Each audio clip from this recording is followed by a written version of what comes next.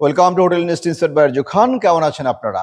আজকের venue sponsored by Seagull resort and spa village, the new brand resort enter the country. আজকে আমরা কথা বলবো housekeeping quality inspections part 2।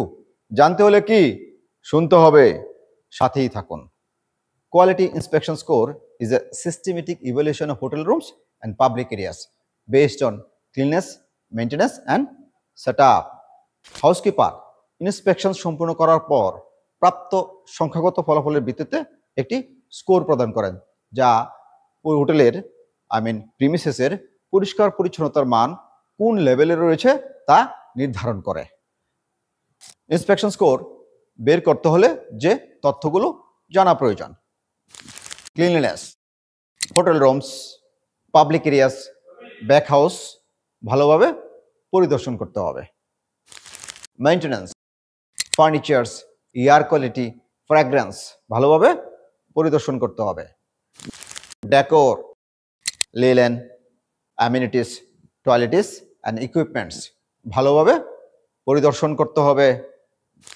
Assigning weight to each area, প্রতিটি কাজ বা এলাকার জন্য আমরা গুরুত্ব অনুযায়ী 100% মধ্যে ভাগ করে ওজন নির্ধারণ করতে পারি। যেমন guest rooms 50%, public areas 30%, back house 10%, supply set up 10%। ওয়েটটা কি আসলে? ওয়েটটা হচ্ছে আমরা যে স্পেসিফিকেশন নিয়ে কাজ করছি, যে জায়গাটা কাজ করছি তার ব্যাপ্তি, আয়তন।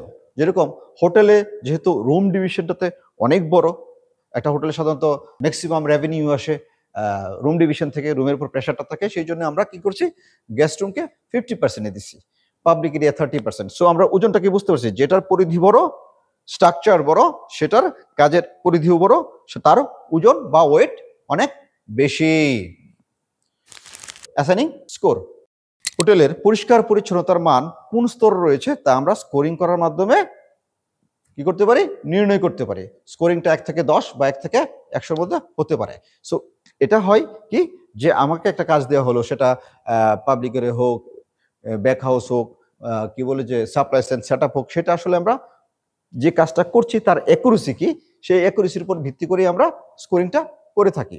তাহলে ধরি অ্যাসাইনিং স্কোর, গেস্ট হাউস আমি ইন্সপেকশন করে পেলাম 6 out of 10, public area 8 out of 10, back house 6 out of 10, supply chain amenities 7 out of 10। So inspection score কত হবে? Inspection score is equal to item score into item weight. So item স্কোরকে item weight দ্বারা গুণ করে দিলে যেটা পাবেন সেটাই ইন্সপেকশন স্কোর। সো আমরা গেস্ট রুম যদি দেখি, ওয়েট পাইছিলাম 50% আর স্কোর পাইছিলাম 9।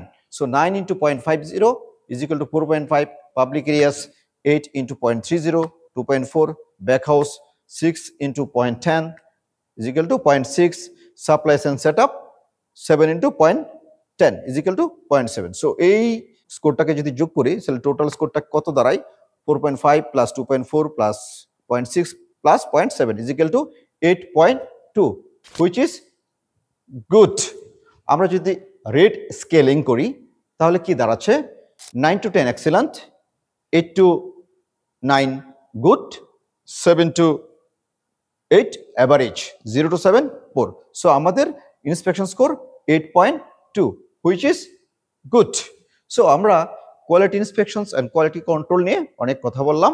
এখানে শুধু আমাদের কাজের উপরে ডিপেন্ড করে না, আমরা যে ইকুইপমেন্টসগুলো ব্যবহার করছি সেটা লিনেন আইটেম হতে পারে, কেমিক্যাল আইটেম হতে পারে, অ্যান্ড ইকুইপমেন্টস মেশিনারিজ হতে পারে, সেগুলো আসলে কোয়ালিটিফুল কিনা সেই ক্ষেত্রে আমাদের কেয়ারফুল হতে হবে বা ভালোভাবে জানতে হবে।